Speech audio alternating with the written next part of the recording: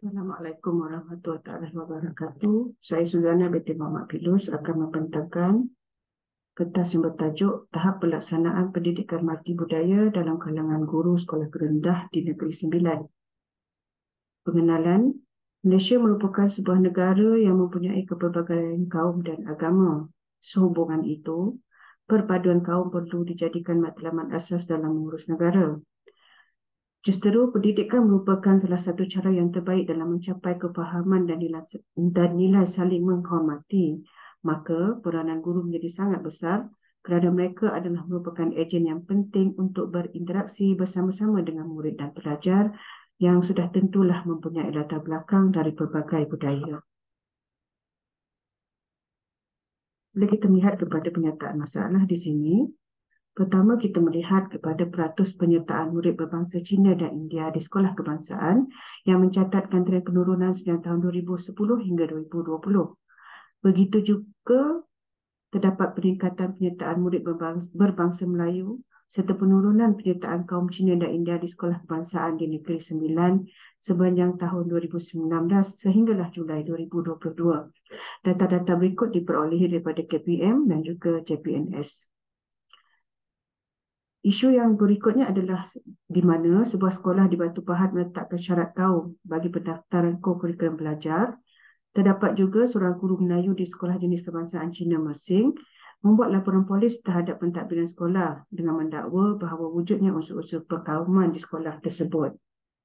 Dan dari segi pencapaian pula, kita melihat terdapat jurang pencapaian UPSR dalam kalangan pelajar-pelajar yang bersekolah di sekolah kebangsaan dan juga di sekolah jenis kebangsaan. Kalau kita lihat pada tahun 2019, minimum kompetensi di sekolah kebangsaan adalah 74.46%, manakala di sekolah jenis kebangsaan Cina 70.39% dan di sekolah jenis kebangsaan Tamil 70.03%. Nah, seterusnya kita melihat kepada kerangka konseptual kajian seperti yang kita lihat di dalam slide ini. Pelaksanaan pendidikan multibudaya terhadap teori pendidikan multibudaya iaitu terdapat 5 dimensi. Yang pertama, integrasi isi kandungan. Yang kedua, pembinaan ilmu pengetahuan. Yang ketiga, pedagogi saksama. Seterusnya, pengurangan prejudis. Dan yang terakhir adalah pemerkasaan budaya sekolah dan struktur sosial. Sumber ini adalah daripada James Banks pada tahun 2010. Maka faktor-faktor, kita juga akan melihat faktor-faktor yang mempengaruhi iaitu jantina, umur, kaum dan pengalaman mengajar guru. Objektif bagi kajian ini adalah untuk mengenal pasti tahap pelaksanaan pendidikan multibudaya dari aspek integrasi isi kandungan, pembinaan ilmu pengetahuan, pedagogi saksama, pengurangan prejudis dan pemerkasaan budaya sekolah dan struktur sosial guru sekolah rendah di Negeri Sembilan. Dan ini adalah flow-nya. Kalau kita lihat, kita boleh lihat berdasarkan kepada flow yang saya tunjukkan di dalam skrin ini, iaitu kita nak mengenal pasti tahap pelaksanaan pendidikan multibudaya terhadap 5 perkara yang saya sebutkan tadi terhadap guru di sekolah kebangsaan di Negeri Sembilan. Baiklah, dari segi metodologi kajian, pendekatan yang digunakan adalah pendekatan kuantitatif dan reka bentuk kajian adalah merupakan kajian tinjauan ataupun survey. Prosedur persampalan adalah merupakan rawat berstrata dan sampel kajian guru adalah terdiri daripada 927 orang guru sekolah kebangsaan di Negeri Sembilan. Dan kalau kita lihat prosedur pengumpulan data, kita yang pertama kita mendapatkan kelulusan tajuk dahulu, kemudian kita melalui BPD ataupun EPRD, kita mohon juga kepada JPNS dan akhir sekali sekolah akan menjawab soal selidik iaitu melalui Google Form. Dan prosedur penganalisisan data adalah menggunakan SPSS dan interpretasi data juga kita berdasarkan kepada skor yang telah kita buat iaitu 1 hingga 2.66 adalah dikira sebagai rendah. Jika skor berada di 2.67 sehingga 4.32 adalah pada tahap sederhana, dan yang 4.33 hingga 6 kita anggap sebagai tinggi. Okay. Dan seterusnya ini adalah profil kepada responden, iaitu 927 orang guru di Sekolah Kebangsaan di Negeri Sembilan. Kita akan melihat kepada jantina, iaitu lelaki 350 orang, perempuan 577, dan kita boleh lihat kepada peratusannya di mana perempuan melebihi peratusan lelaki. Dan kita melihat juga kepada bangsa, 93.4% adalah berbangsa Melayu, 4.5% Cina, dan India 0.8%. Terdapat juga guru yang Bumi Putra Sabah dan Bumi Putra Sarawak. Dan kita juga melihat kepada pengalaman mengajar 10 tahun dan kurang daripada 10 tahun 22.1%, 11 hingga 20 tahun 39.1%, 21 tahun dan lebih 38.8%.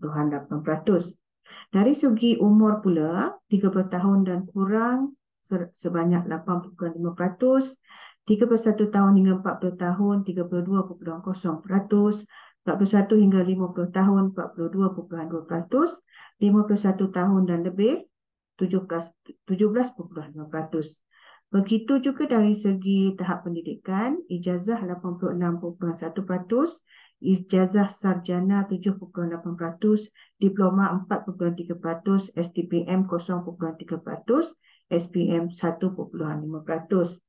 Dari segi lokasi sekolah pula, sekolah yang berada di bandar 31.4%, luar bandar 63.0%, pinggir bandar 5.4%, pedalaman 0.2%. Dari segi lokasi tempat tinggal guru, bandar 28.4%, yang duduk di luar bandar 60.6%, berada di pinggir bandar 9.8%, dan di pedalaman 1.2%.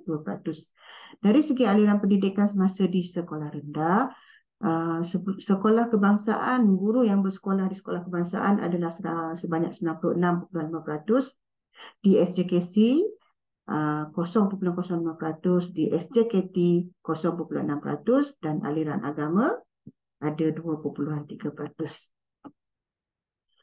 Persoalan, apakah tahap pelaksanaan guru berkaitan multibudaya dari aspek integrasi isi kandungan, pembinaan ilmu pengetahuan, pedagogi saksama, pengurangan prejudis dan pemerkasaan budaya sekolah dan struktur sosial dalam kalangan guru sekolah kebangsaan di Negeri Sembilan?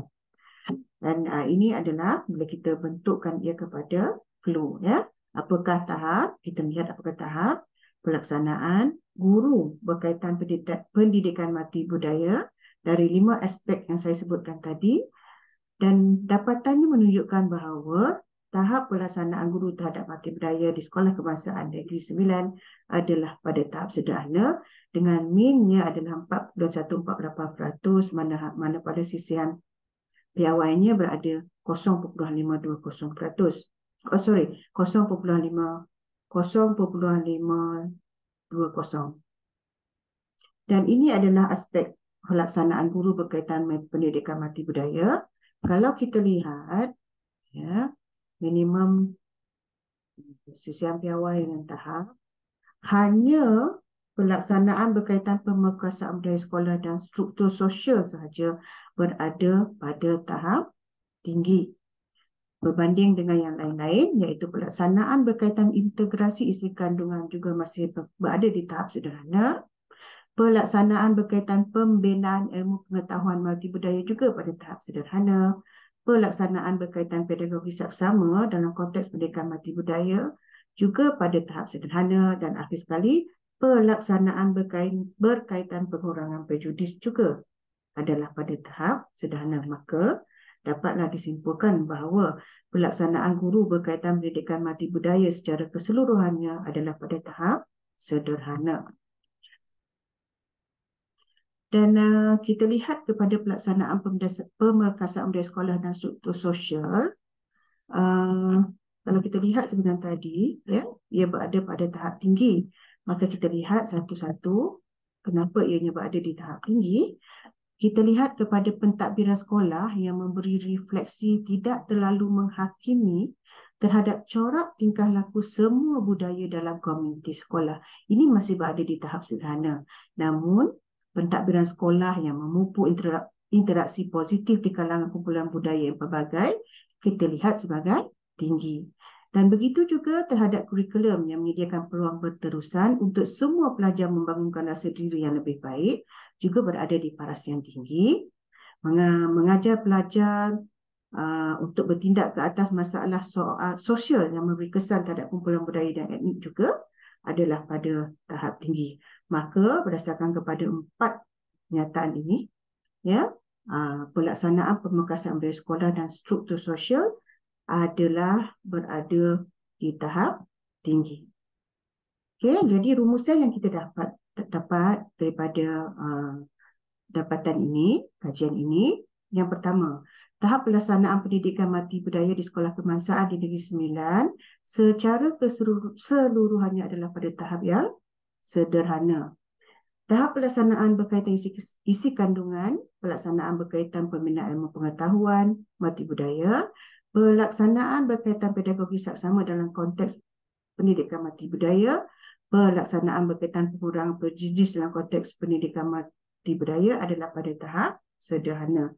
Namun demikian, pelaksanaan berkaitan pemekasan budaya sekolah dan struktur sosial dalam pendidikan mati budaya adalah pada tahap yang tinggi. Dengan itu, sekian saja pembincangan saya pada hari ini. Sekian, terima kasih. Assalamualaikum.